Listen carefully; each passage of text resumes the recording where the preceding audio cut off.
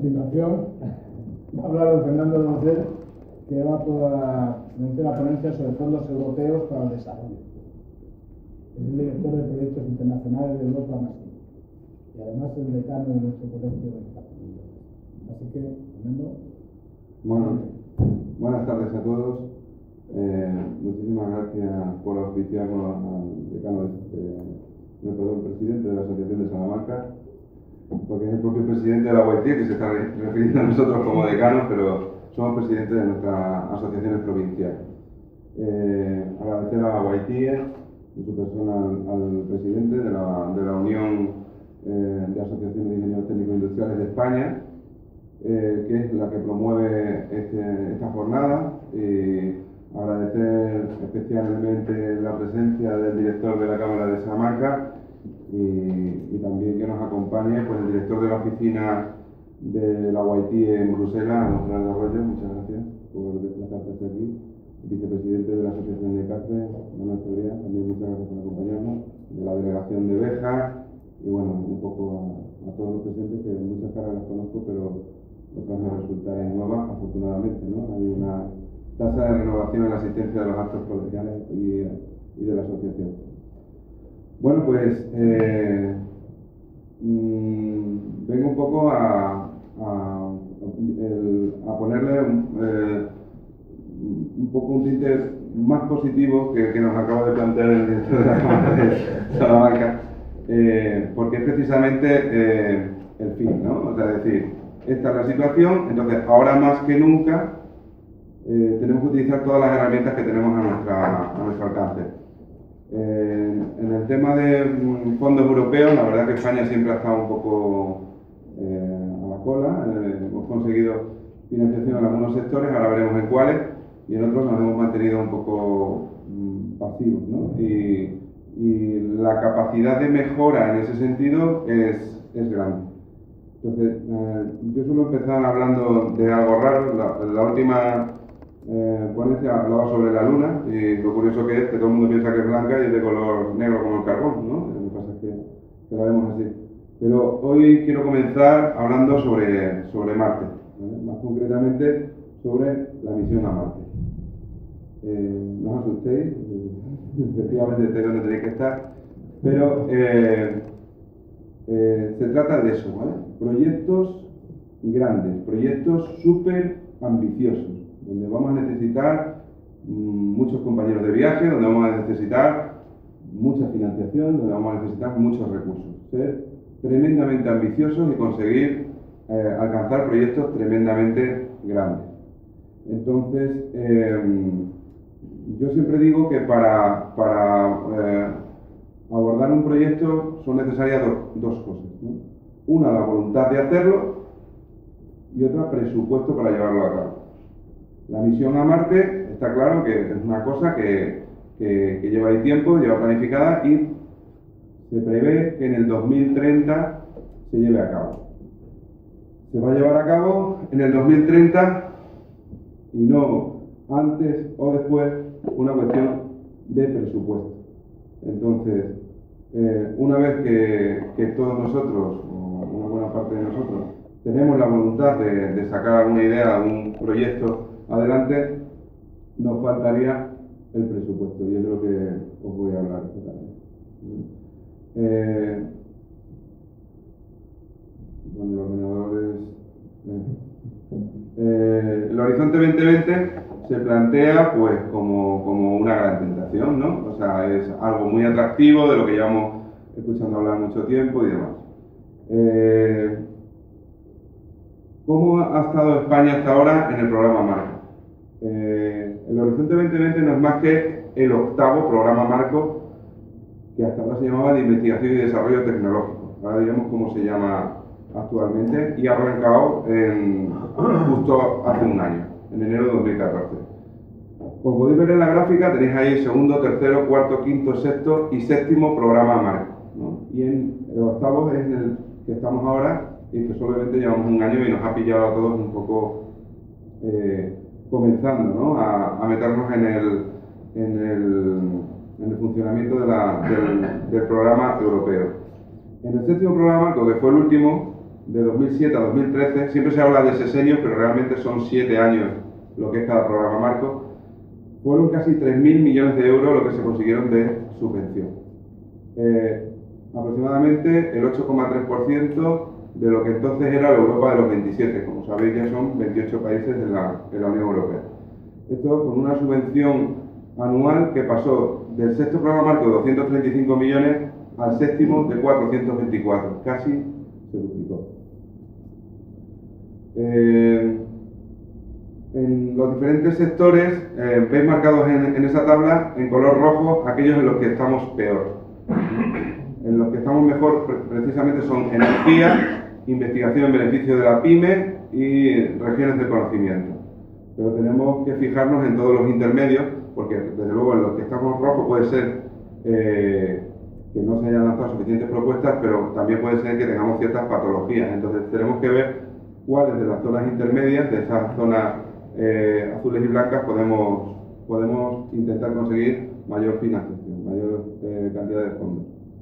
En los próximos 3 años, en estos 3 años, bueno, 2014, 2015, 2016, tenemos que vamos a pasar del 8,3 en previsión, en retorno, al 8,6, 9 y 9,4 en 2016, dando en el programa marco completo, ir aumentando progresivamente 9,6, 9,7, 9,8 hasta el 10% en 2020.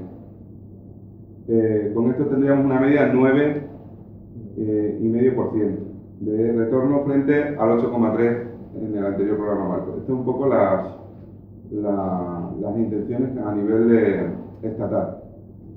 Como comentaba, hasta ahora se llamaba Programa de Investigación y Desarrollo Tecnológico de la Comisión Europea. Pues, como sabéis, tenemos 3 instituciones, ¿no? Básicamente, la Comisión Europea, el Consejo de la Unión Europea y el Parlamento Europeo. Entonces, un poco por no confundir tampoco al ciudadano europeo, este programa, en vez de ser de la Comisión Europea como tal, se llama de la Unión Europea. Y el cambio de nombre hemos pasado de investigación y desarrollo tecnológico a investigación e innovación. Y marcamos una especial atención en el tema de innovación, porque lo que ahora se pretende es pasar directamente de la idea al mercado. Para ello, adaptando, avanzando y transformando los resultados de las investigaciones en productos y servicios para la sociedad. Tener muchas empresas pequeñas, como comentaba el director de la Cámara, puede parecer que esto de los fondos europeos no va para ellos, ¿no? Estos proyectos, fundamentalmente de I+D+I, ¿cómo puede llegar a la pequeña empresa? Bueno, iré contando un poco, intentaré ser sintético, me saltaré algunas diapositivas, pero sí que pueden participar. De hecho, tengo la suerte, acabo de presentar dos proyectos bastante ambiciosos de I+D+I. Uno tiene que ver con genética para el desarrollo de productos cárnicos y otro tiene que ver con la explotación de frutos silvestres. En ambos participan, en cada uno de ellos, más de 10 pymes. Algunas de ellas son prácticamente, son casi micropymes. No tienen que tener un departamento de I+D+I, no tienen que tener alguien que hable perfectamente inglés, sino buscar los socios adecuados. Ellos hacen bien lo que hacen bien. ¿Qué puede aportar una pequeña empresa? Primero, la idea. Es decir, la innovación debe atender una necesidad. Y para eso, los ingenieros técnicos industriales estamos en contacto permanente con esas necesidades. Entonces, es poner esa necesidad en manos de quien puede resolver los problemas que haya que resolver para llegar a solucionar o a atender esa necesidad. El desarrollo tiene que ir atendiendo a lo que sucede en las capas bajas, ¿no? Vosotros estaréis cansados de escuchar lo del bottom-up, ¿no? de abajo arriba, pero es que no hay otra manera de innovar con éxito y que llegue a todo el mundo. Cuando se forma parte de un consorcio europeo, ahora lo comentaré, los proyectos europeos tienen que hacerse con un consorcio formado por 3 entidades de al menos 3 países miembros. Normalmente se hacen con muchos más, de 3, pero a partir de 3. una pequeña empresa que no tiene una estructura grande ni tiene departamento de I+D y tal, puede contribuir en un proyecto siendo el socio demostrador, o el testeo de algún tipo de producto, de servicio. Hace poco en un proyecto de Smart Cities, de ciudades inteligentes, era un proyecto de 18 millones de euros, estamos hablando de proyectos muy grandes, y eran, no sé, alrededor de 20 socios, y entró una pequeña empresa de Extremadura para testear una fase del proyecto que era simplemente testear en usuarios una serie de aplicaciones. O sea, que se puede en investigación agroalimentaria, imaginaos, ¿no?, lo que pueden hacer cooperativas y este tipo de empresas que están en contacto con el cliente final y el usuario final. Bueno, el Horizonte 2020 se divide en lo que se denominan los 3 pilares básicos, que sería ciencia excelente, liderazgo industrial y retos sociales. Retos sociales es, digamos, lo más cercano a las empresas y a la ciudadanía. En el Horizonte 2020 tenemos 77.000 millones de euros, ¿vale?, hasta el 2020, que va a ir año a año desgranándose en una serie de convocatorias. En ciencia excelente hay 24.441 millones, en liderazgo industrial 17.016 millones, y en retos sociales o retos de la sociedad 29.679 millones de euros.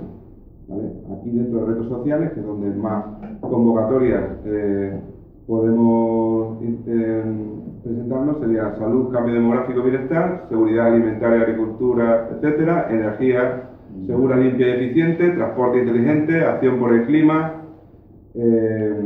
sociedades inclusivas y sociedades seguras. La estrategia europea en el Horizonte 2020, pues esos 3 pilares que acabo de mencionar: investigación científica de excelencia, I+D+I orientada a los retos sociales, y el liderazgo empresarial en I+D+I. La estrategia española, esos mismos 3, pero implementando promoción del talento en I+D+I, ¿vale?, para, digamos, ir introduciendo el I+D+I mucho más en todas las entidades. Novedades de este programa marco frente a los anteriores: hay una simplificación muy grande, como ya hacía referencia el director de la Cámara, de las reglas de participación. Para la financiación hay nuevos instrumentos y condiciones, hay un nuevo acuerdo de subvención, que será un acuerdo común para todas las convocatorias, hay menos controles y auditorías, y se reduce el tiempo de resolución. Habrá un único set de reglas de participación para todo el programa, que el reglamento financiero desde 2013 será el marco legal para la ejecución del presupuesto, y las reglas de participación se aplicarán a todos los programas, iniciativas e instituciones de financiación dentro del Horizonte 2020. Beneficiarios: toda entidad legal con personalidad jurídica que cumpla con los requisitos establecidos en las reglas de participación y en los programas de trabajo correspondientes. Requisitos: mínimo 3 entidades legales independientes de 3 Estados miembros o Estados asociados. También en algunas convocatorias se promueve la participación de lo que se denominan terceros países, que son países que no son miembros ni asociados de la Unión Europea. Habrá una apertura generalizada a esos terceros países siempre que aporten, que se justifique su participación en el proyecto, que sean acciones focalizadas con socios internacionales y acciones horizontales de cooperación internacional. El nuevo modelo de financiación se ha simplificado hasta esa tabla, ¿vale? Antes dependía qué tipo de convocatoria era y si era una acción de innovación o una acción de I+D, que tuviera un porcentaje en personal, un porcentaje en costes directos. Era, la verdad, un puzzle cada vez diferente. Ahora habrá una única intensidad, que sería el 100% para I+D, y para acciones de innovación sería el 100% en entidades sin ánimo de lucro y 70% para entidades con ánimo de lucro.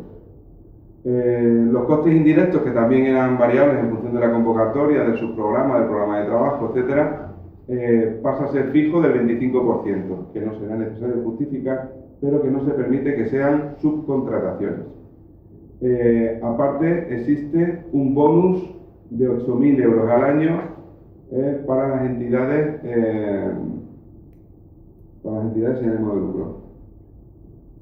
Los criterios de evaluación, 3 criterios: excelencia, impacto e implementación. Dentro de implementación, la calidad y eficiencia de cómo se va a implantar. Se incrementa en este Horizonte 2020 el peso relativo al criterio de impacto para las acciones de innovación y el instrumento PYME.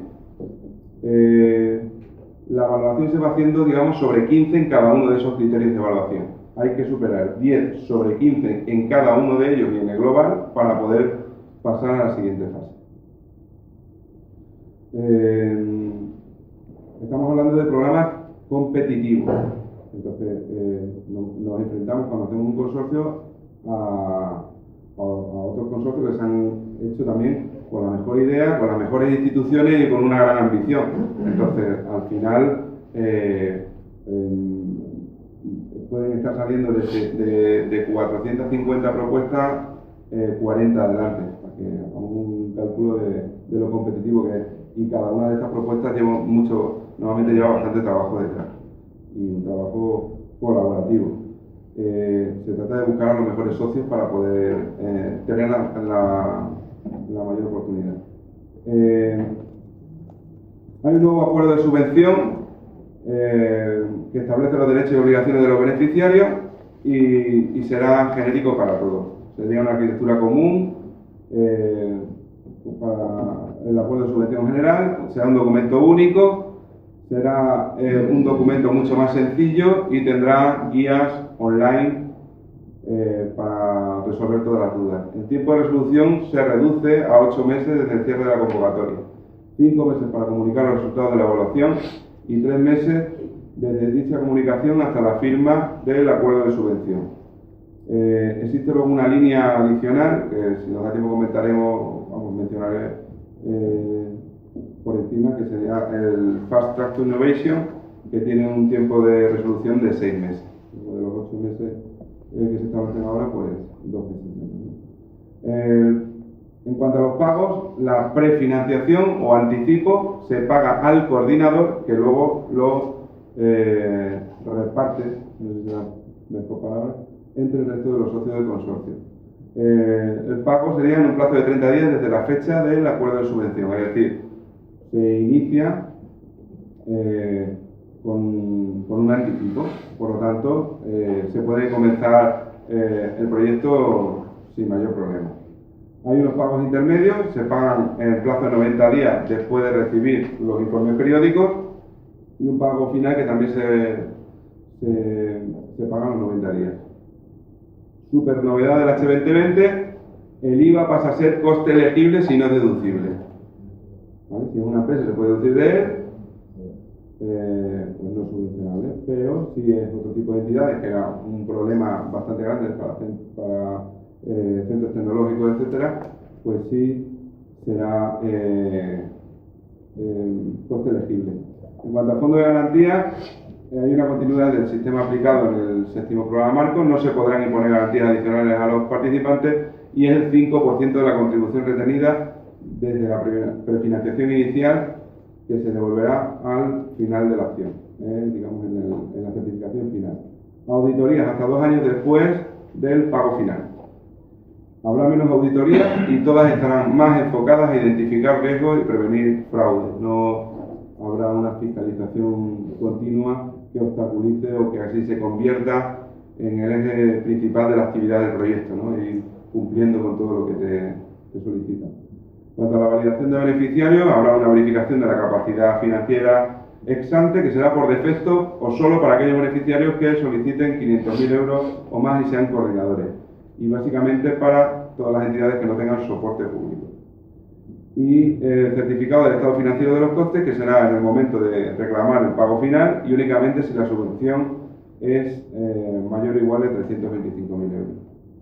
El acuerdo del consorcio es obligatorio siempre, salvo que se indique lo contrario en el programa de trabajo, y Bueno, remarcar que se trata de proyectos colaborativos en el que van a haber muchas entidades, se trata de que sean entidades complementarias, no buscar entidades que se dedican a hacer lo mismo en otro país, ¿no? Hay que buscar que hagan lo que nosotros no somos capaces de hacer.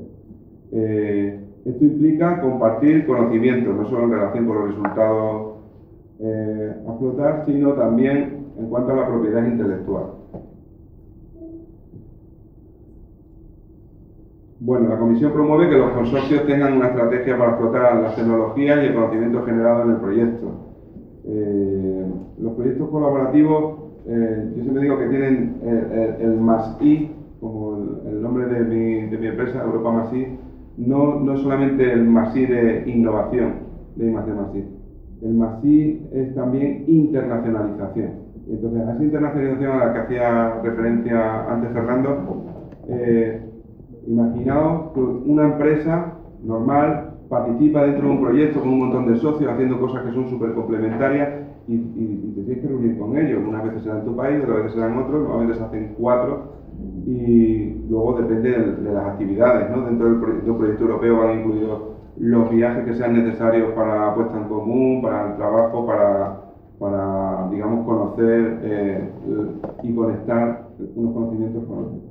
Entonces,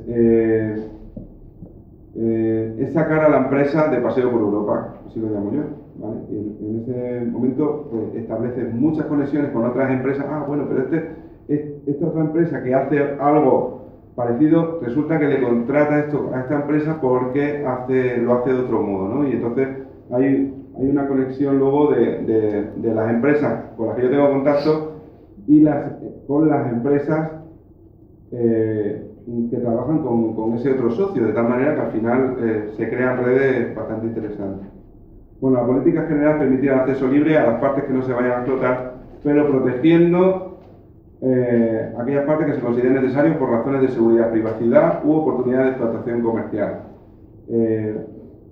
Siempre existirá la opción de excluir las partes de conocimiento que no se harán públicas por razones estratégicas o comerciales de los participantes, en particular de las empresas.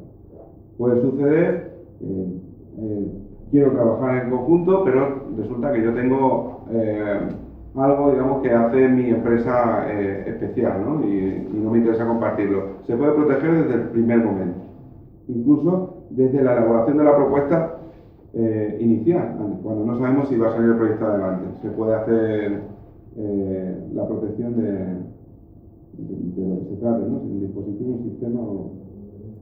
la propiedad de los resultados, los conocimientos resultantes del proyecto son propiedad de los participantes que lo han generado, y la propiedad del background, pues cada beneficiario es y continúa siendo el propietario de su propio background, el que aportó en su día al consorcio. La protección de los resultados, si es posible, razonable y justificado, cada participante podrá y deberá proteger adecuadamente sus resultados. La diseminación, hay una obligación para la Comisión Europea, es muy importante que se difundan los resultados cuanto antes, ¿vale? Que se dé a conocer lo que se está trabajando. Es importante que se sepa que Europa está invirtiendo en que se esté desarrollando cierta cosa, por eso toda la publicidad del proyecto es importante, pero la explotación de los resultados tiene que llegar cuanto antes al mercado. Y en cuanto a los derechos de acceso, hay una obligación de autorizar el acceso al background y a los resultados siempre que sea necesario para implementar la acción, y hay una obligación de autorizar también el acceso siempre que sea necesario para explotar los resultados. Seguimos con las novedades. Todo tramitación electrónica, ¿vale? Todo se tramitará de manera telemática, se acabarán los papeles, se acabarán los envíos. La intención es destinar el 20% del presupuesto, ese macro presupuesto que hemos comentado, destinado a pymes. Para ello, pues hay varias opciones, ¿no? A través de retos sociales y liderazgo industrial, serían proyectos de I+D+I colaborativos con un topic definido. ¿Vale?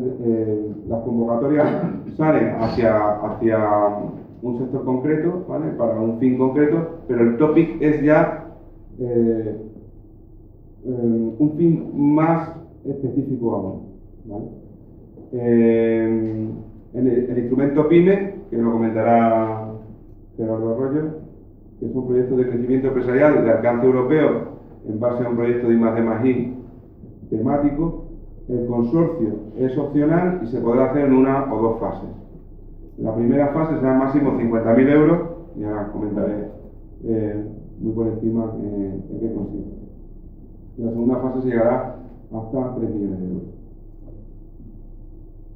Bueno, comentar simplemente, también estaría lo que comentaba antes, proyectos de innovación pequeños, que sean menos de 5 socios y hasta 3 millones de euros de cualquier sector y que se encuentren, digamos, muy cercanos al mercado, que tienen un tiempo de resolución de 6 meses, un tiempo reducido. Y la nueva edición del programa Eurostar. El instrumento PYME es un esquema de financiación en fase mediante subvención dirigido a dar apoyo a todo tipo de pequeñas y medianas empresas, tradicionales o innovadoras que tengan la ambición de crecer, desarrollarse o internacionalizarse a través de un proyecto de innovación de dimensión europea. Esto está arrancando ahora. Se valorará que sea una idea innovadora, convincente, que tenga un buen potencial de crecimiento para la PYME en el mercado no doméstico. Tipo de proyecto de innovación: innovación tecnológica, de servicio o social. Y seguimos con los elementos básicos, que sería: el instrumento operará con un sistema de gestión único, que es la Agencia Ejecutiva de Competitividad e Innovación. Habrá 2.700 millones de euros, que es un tercio del 20% del liderazgo de retos sociales del objetivo PYME. Serán temáticas bottom-up y se tratará de productos dirigidos especialmente directos al mercado. La convocatoria anual abierta durante todo el año será con varias fechas de corte. Las pymes serán sus únicos beneficiarios, aunque podrán colaborar con otras entidades, y no hay un requisito de consorcio mínimo, aunque, como en todas las convocatorias europeas, el valor añadido europeo pesa a la hora de adjudicar, ¿no? Entonces, si demostrar la participación de diversos socios de diversos países de la Unión Europea, lo que demuestra de alguna manera o hace ver es que es replicable en otros países europeos. Veis aquí las tres fases: una de viabilidad, una de I+D y demostración y otra de comercialización. En la primera y segunda fase tendrían fuentes de información y asesoramiento, serían los puntos nacionales de contacto y la red europea de empresas. Y en la fase 2 se colaboraría con universidades, centros tecnológicos, etc. En todo el proceso está contemplado que haya un coaching especializado, en el cual en la fase 1 será ambición por crecer, en la fase 2 potencial de crecimiento y exploración de oportunidades, y en la fase 3 la capacidad de crecimiento de las empresas.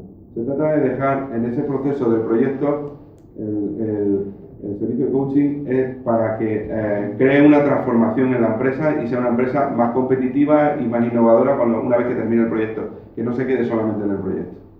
El objetivo principal es incrementar el retorno de inversión de las actividades de innovación. Bueno, el presupuesto sería 140 millones de euros y se reparte ahí en los diferentes subprogramas. Destacar, si acaso, la parte de clúster. La agrupación en clústeres pues tendrá un papel determinante este año, porque se crearon lo que se llamaban clústeres estratégicos, que es la asociación de diferentes clústeres, por ejemplo el de la energía, el del conocimiento y el del turismo, pues para proyectos, digamos, conjuntos entre ellos. Simplemente mencionar el COSME muy por encima. Es el primer programa PYME de la Unión Europea que promueve mejorar la competitividad, promocionar el espíritu emprendedor y fomentar la creación y el crecimiento de empresas para pymes, emprendedores, organizaciones de fomento de emprendimiento. 2.300 millones de euros para todo el periodo. Se trata de financiación, ¿vale? Tenemos mejor acceso a financiación un 60%, a mercados 21,5%, al marco normativo 11,5%, promoción del emprendimiento 2,5%. Bueno, voy a concluir porque creo que me estoy pasando de tiempo. Bueno, comentaba que se trata de grandes iniciativas, ¿vale? Proyectos que sean ambiciosos, porque para pequeños proyectos existen otro tipo de programas. No obstante, si somos buenos haciendo algo, siempre podemos entrar, o sea, que todas las empresas estén en las bases de datos brindándose a participar dentro de proyectos europeos, yo creo que es positivo. Porque siempre se pueden enrolar, pues eso, incluso en una fase pequeña en la que te hace falta alguien que tenga contacto directamente con el mercado, con el usuario. ¿Qué motivos tenemos para hacer esta gran iniciativa? Bueno, la inversión I+D+I es un factor esencial para generar crecimiento y la inversión privada en la Unión Europea es menor comparada con otras regiones. La Unión Europea es 1,2% del PIB, mientras que Estados Unidos 1,4%, China 1,9%, Japón 2,5% y Corea del Sur 4%. La industria europea necesita hacer más para mantener su liderazgo y recuperar el retraso frente a los principales competidores. El presupuesto de la Unión Europea en I+D+I es una fracción de lo que invierte Europa, 5% del total, y más del 15% de las convocatorias competitivas. Al final se trata de hacer una Unión Europea mucho más emprendedora, al estilo que bueno, esta diapositiva está introducida un poco como un guiño al libro de Startup Nation, que como sabéis es Israel, en el que tiene, digamos, el segundo polo tecnológico más importante del mundo después de Silicon Valley, y donde se están generando pues toda la economía en base a la innovación. También a la internacionalización, en ese paseo por Europa que vamos a meter a nuestras entidades, a nuestras empresas, a las asociaciones empresariales, a la propia Cámara de Comercio. De hecho, la Cámara de Cáceres ha dado un vuelco a su situación, precisamente dedicándose al tema de proyectos europeos. O sea, estamos en una situación extremadamente delicada y participar en sucesivos proyectos europeos bueno, pues ha hecho muchísimo más viable y que tengan un futuro. Se comenta que en Grecia, en los centros tecnológicos, les han recortado todo el presupuesto de I+D+I y están sabiendo dirigir sus propuestas dentro del programa marco del Horizonte 2020 para sacar de ahí el 100% de su financiación de estos centros tecnológicos. La necesidad obliga, claramente, ¿no? Pero también demuestra que es posible, ¿no? Los consorcios europeos hay que elegirlos de manera coherente, simplemente que sean complementarios y que puedan aportar una perspectiva que pueda ser pues muy interesante para el proyecto. Para la industria española todo esto es muy importante y solo recordaros pues, que estamos en la línea de salida, estamos en el primer año de un programa que dura 7 años, ¿no?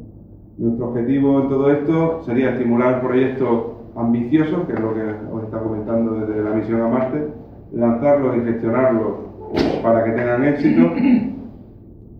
Cuando hablamos de fondos europeos hablamos de proyectos de alto vuelo, entonces vamos a hacerlos ahora o nunca, no sabemos qué sucederá cuando se acabe este programa marco, y aprovechémoslo para hacer proyectos singulares, para hacer proyectos que dejen huella, que tengan una repercusión en el mercado, en nuestras empresas, en nuestro tejido social. Todo esto que he comentado, que es mucha información en muy poco tiempo, nos hace pues, tener cierto vértigo a esa complejidad, a esa muy alta competitividad que existe entre los mejores de Europa haciendo consorcios para sacar adelante las mejores ideas, con unos presupuestos también enormes, ¿no? Y es que los proyectos necesitan supervisión. Nosotros lo que ofrecemos es hacer esa supervisión, pero con una perspectiva global dirigida hacia la industria, que es la que recomendamos, ¿no? Yo siempre hago una aclaración, y es que en Europa industria no es exactamente lo que nosotros entendemos en industria, por ejemplo en España, ¿no? Una materia prima la elaboro y tengo un producto terminado. Es casi cualquier actividad generadora de riqueza que mueva economía, ¿no? Controlar la gestión posibilita innovar con éxito. Todo esto lo único que requiere es una muy buena gestión de todos los elementos, y de este modo tanto las pequeñas y medianas empresas como los centros tecnológicos se atreverán a dar el salto a Europa. Muchas gracias por permitirnos animarles a esa tarde.